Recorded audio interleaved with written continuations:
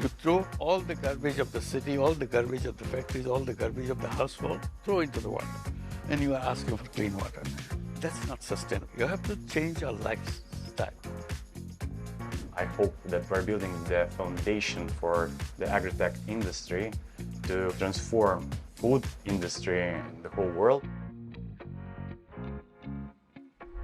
Hello, welcome to Qatar 365 with me, Adil Halim. On this episode, we continue to explore sustainability initiatives happening across the country and understand how new solutions in place help conserve the Earth's most valuable resource, water. I also sit down with Nobel laureate Professor Muhammad Yunus to find out how he thinks we could do a better job of protecting the planet. But first, Joanna Hoos visited two companies in Doha that have turned to the sky to power their pioneering food and water systems on the ground. Water is the essence of life, but in the GCC, with its harsh climate and limited freshwater sources, technology is crucial for producing sufficient and sustainable drinking water. Eco-friendly technology company Skydrops offers an innovative solution, a water generation plant that captures moisture from the sky to produce drinking water that, quite literally, has come out of thin air. In the GCC, you never run out of humidity. So I think it's a really untapped resource. When we say that our water is ultra pure, this is not a marketing gimmick. This is a scientific term because when you capture water from the air, you're not capturing a lot of the toxins and a lot of the metals that you typically get from groundwater. And also throughout the water plant, we've made it very, very important for us to really cut out microplastics and then distribute it also in a sustainable manner with the reusable glass and aluminum bottles.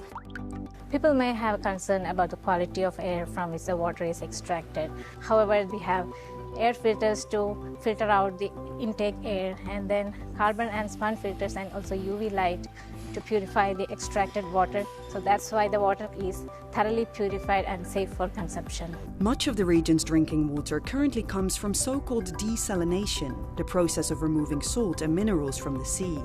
But the costs of desalination are high for governments' pockets and the planet. The toxins that's released in the air, this is something very difficult to get around because it is a very heavy manufacturing process of water, and also because of the brine that it releases into the marine ecosystem and the damage that it can have on marine life. So I think with atmospheric water generation, because we're operating on such a small carbon footprint, it's a much more sustainable option. But Qatar is increasingly recognizing the potential of harnessing humidity and turning scarcity into sustainability. Another company in Qatar, agri-tech startup V-Farms, also extracts moisture from the sky, but not to quench the thirst of humans, but of crops.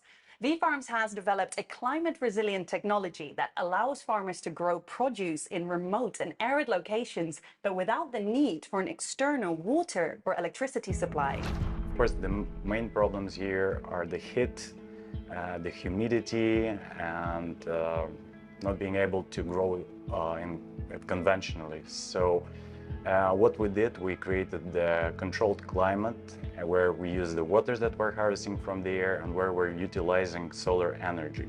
We're not using any pesticides. And what makes our farm more sustainable than others, particularly in Qatar and in this region, is that we can provide all year round production for certain crops, which you cannot achieve outdoors.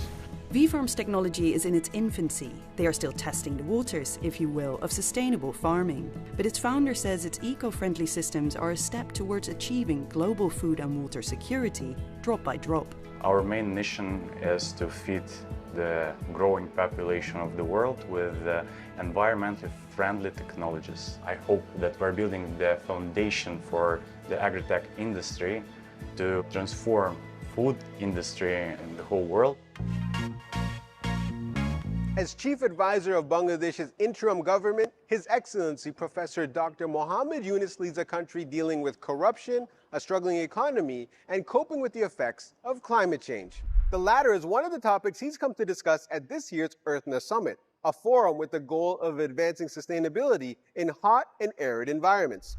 I sat down with the 84-year-old Nobel Peace Prize winner on the sidelines of the summit. Welcome to Doha.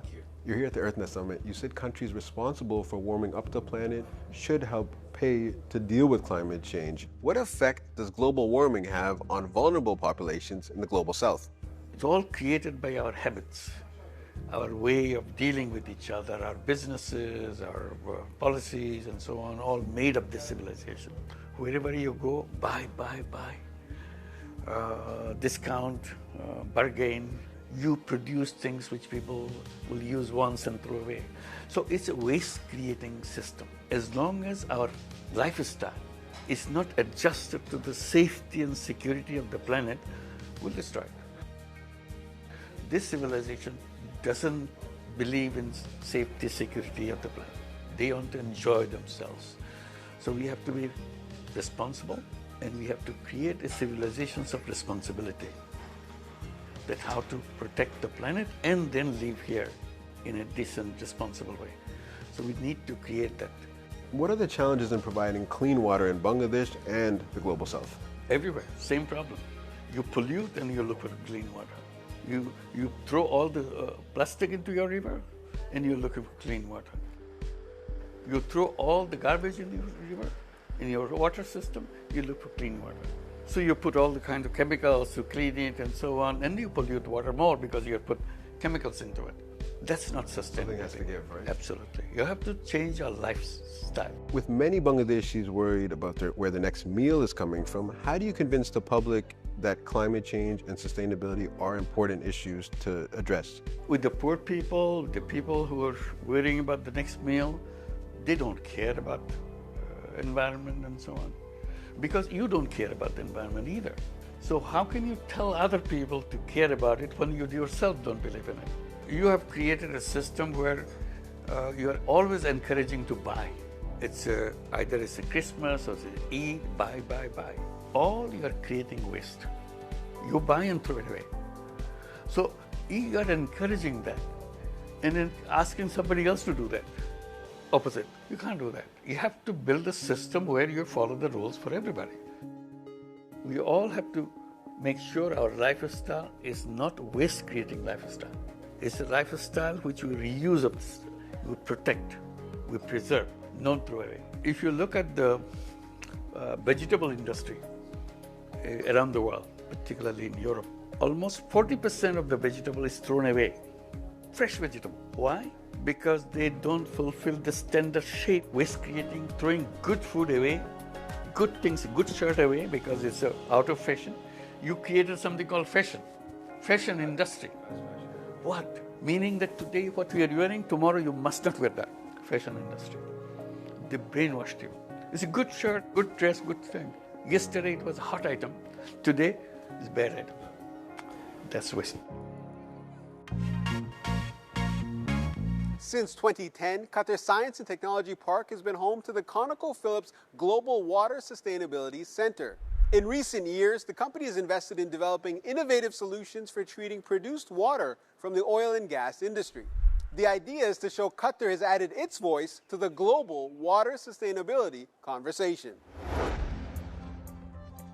This state-of-the-art facility serves one main purpose: to analyze water and provide support not only in Qatar, but to many countries. The Global Water Sustainability Center brings together the experience and expertise of engineers and analytical scientists, which makes it unique. Mashail Almas is one of 3 Qatari scientists on the team.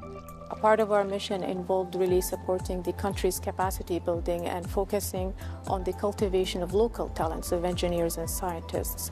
And as a Qatari engineer, since I joined the center, there has been a journey of development opportunities to enhance my technical skills and knowledge, as well as broaden my creativity and innovation. The center is a research arm of oil and gas company ConocoPhillips. They conduct research in water and wastewater treatment technology, including seawater desalination.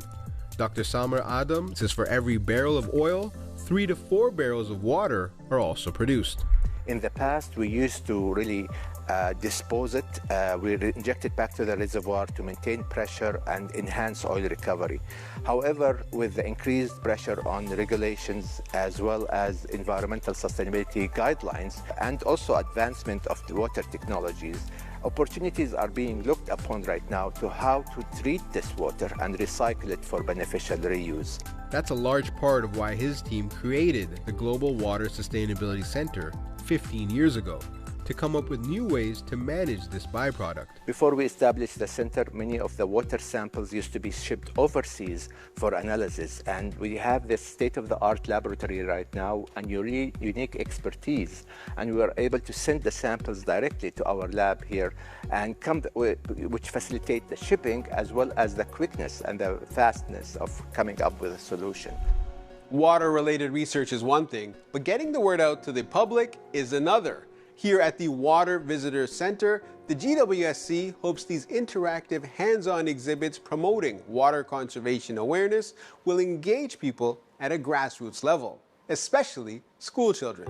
By teaching children about water conservation, the hope is it will show how they can make a difference in their own homes.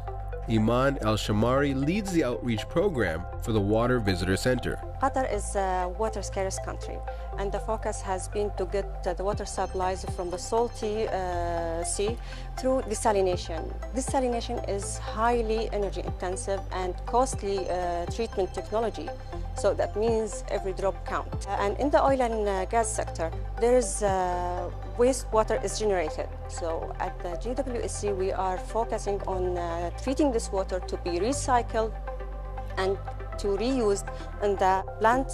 On that way, we minimize the demand on the expensive desalinated water in the industry. From sustainability experts weighing in on efforts to conserve water, to a Nobel Peace Prize winner discussing ways we pollute our most valuable resource, we hope you enjoyed learning about some initiatives underway to protect our planet. But that's all the time we have for now. For more, check out Euronews.com and connect with us through our hashtag. Thanks for watching, and we'll see you next time on Qatar 365.